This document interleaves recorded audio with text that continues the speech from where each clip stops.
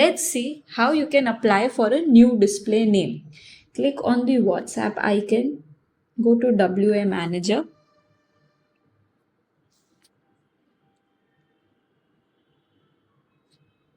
Here you will be able to change your display name or add a new display name, whether or not if your display name is approved. You can click here. You can enter your display name.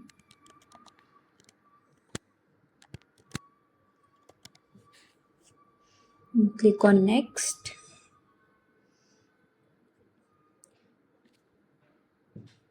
So as you can see, this is pending review. This display name is right now pending review. Once this display name is approved, then we can apply it to your WhatsApp number. We have a different video for that. Thank you.